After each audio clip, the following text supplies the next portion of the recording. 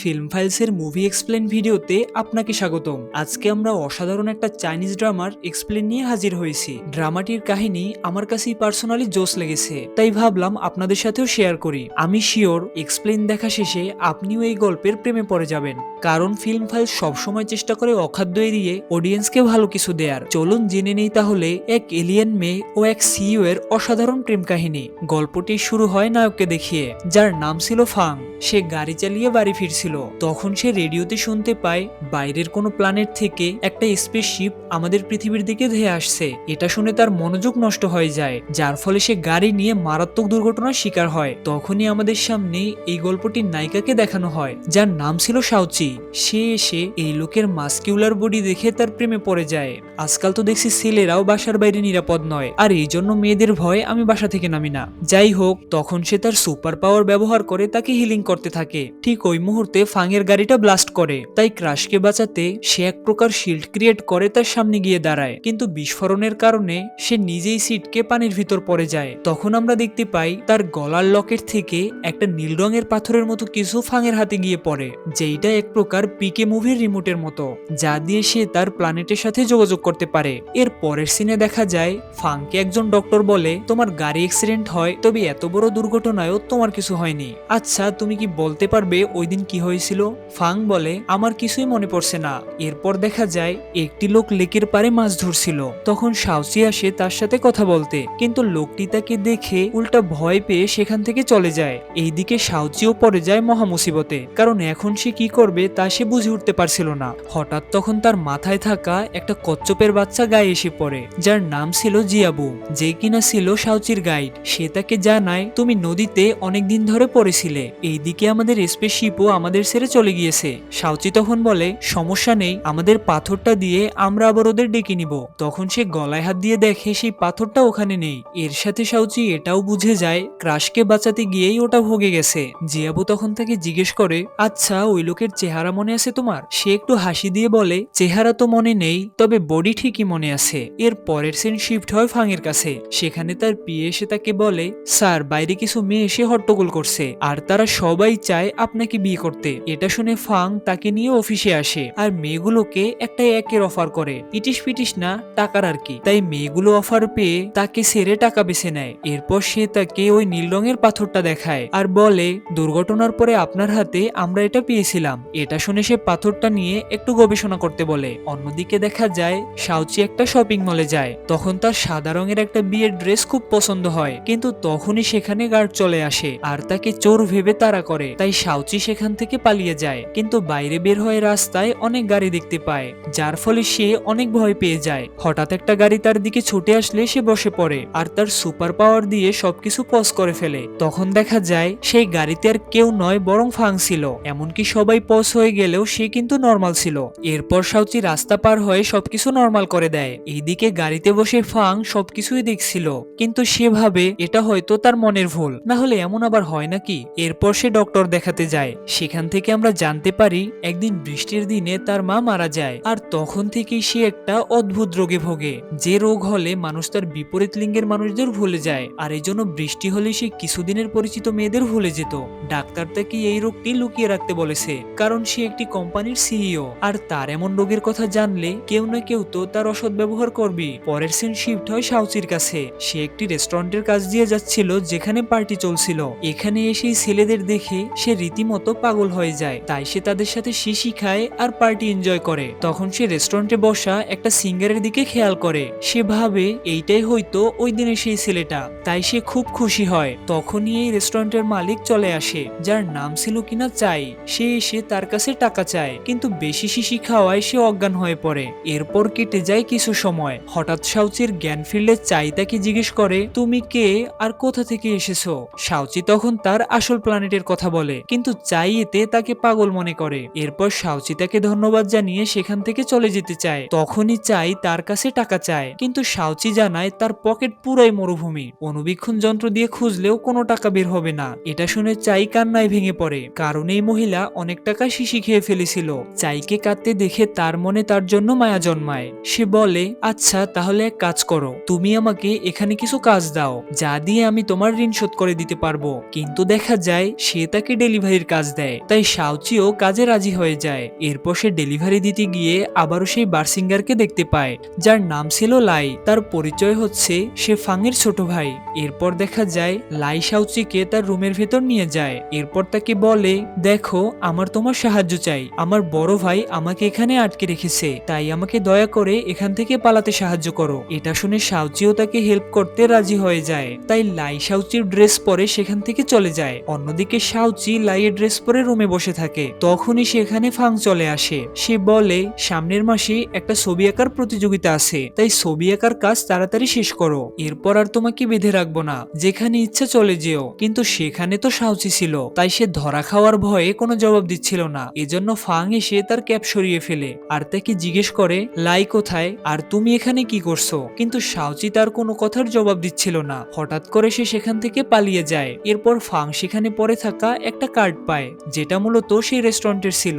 এইদিকে দেখা যায় শাওচি পালিয়ে চাইয়ের কাছে ফিরে আসে। চাই তখন বলে, একটা ছেলে এখানে এসেছিল, সে এসে তোমার এই জামা কাপড়গুলো দিয়ে গেছে আর এই ঠিকানায় তোমাকে দেখা করতে বলেছে। তাই শাওচি অনেক খুশি হয়। এরপর সারাদিন কাজ শেষে শাওচি রেস্টুরেন্টে ফিরে আসে, কিন্তু তখন দেখে সেখানে ফাং বসে আছে। চাই তখন বলে, মিস্টার ফাং পুরো রেস্টুরেন্টটা বুক করে রেখেছে আর তিনি চাচ্ছেন তুমি যেন তাকে খাবার সার্ভ করো। তাই শাওচি এক প্রকার বাধ্য হয়েই অবশেষে রাজি হয়। এরপর সে ফাং এর কাছে গিয়ে জিজ্ঞেস করে, আপনার জন্য কি করতে পারি স্যার? ফাং বলে, তুমি এখন আমার জন্য খাবার রান্না করবে, এরপর আমাকে লাইয়ের কাছে নিয়ে যাবে। রীতিমতো কট খেয়ে শাওচি রান্না করতে যায়, কিন্তু সেখানে সে তার কারিশমা দেখায়, যার ফলে সেখানে আগুন ধরে যায়। তাই আগুন নেভাতে ফাং তার শার্ট খুলে ফেলে আর খালি গায়ের ছেলে দেখে শাওচির তো পুরাই হুশ উড়ে যায়। তাই সে বিবেককে ঘুম পাড়িয়ে আবেগের বশে তার বুকে হাত দেয়। এর ফলে তার কাছে সবকিছু ক্লিয়ার হয়ে যায়। এইদিকে তার হরমোনের ঘ্রাণে শাওচির হাল বেহাল হয়ে যায়। ফাং তখন শাওচির কাছে লাইয়ের অ্যাড্রেস জিজ্ঞেস করে।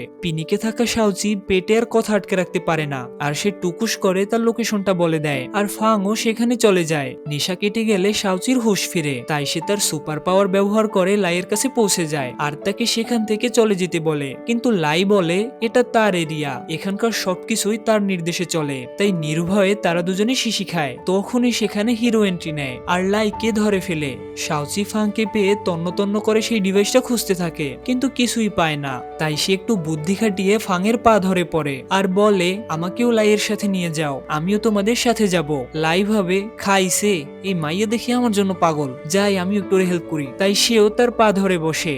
তাই একরকম না চাইতেও শাওচিকে ফাং নিয়ে যায়। রাতের বেলা শাওচি আবারও তার ডিভাইসটা খুঁজতে বের হয় আর খুঁজতে খুঁজতে ফাংয়ের ওয়াশরুমের কাছে চলে আসে। সেখানে সে ফাংকে জন্মদিনের ড্রেস পরে গোসল করতে দেখে ফেলে। আবারও সে হুঁশ হারিয়ে ফেলে, কিন্তু দেখতে গিয়ে সে একটু শব্দ করে ফেলে। তাই ধরা পড়ার ভয়ে সে সেখান থেকে পালিয়ে যায়। এরপর দেখা যায় ফাং ঘুমিয়ে পড়লে শাওচি আবারও তার রুমে আসে, কিন্তু এক পর্যায়ে ফাং তাকে দেখে ফেলে আর তার গায়ের উপর উঠে বসে। এরপর তাকে জিজ্ঞেস করে, তোমার সমস্যা কি, তুমি কি চাও আর এখান থেকে কি চুরি করেছো? শাওচি বলে, বিশ্বাস করো আমি কিছু নেইনি। এরপরও তোমার যদি বিশ্বাস না হয় তাহলে বলো, আমি জামা কাপড় খুলে দেখাই। কিন্তু ফাং আবার আমার মতো ভালো ছেলে, তাই সে বলে, এই না না সিসি, তুমি তো দেখছি অনেক খারাপ, এরকম একটা মেয়েকে লাই কিভাবে পছন্দ করলো? এরপর সে তাকে বাড়ি থেকে বের করে দেয়। এইদিকে লাই শাওচিকে না পেয়ে ফাং এর সাথে কথা কাটাকাটি করে। আসলে ফাং আর লাই দুজনে সৎ ভাই। তখন আমাদের লাইয়ের মাকে দেখানো হয়, যে কিনা তার ভাইয়ের সাথে কথা বলছিল। সে বলে, লাই থাকতে কিভাবে ফাং এই কোম্পানির মালিক হয়? যেভাবেই হোক লাইকে এই কোম্পানির মালিক বানাতে হবে। তখন মামু তাকে বলে, ফাং এর একটা অসুখ আছে, তবে আমাদের কাছে তেমন কোনো প্রমাণ নেই।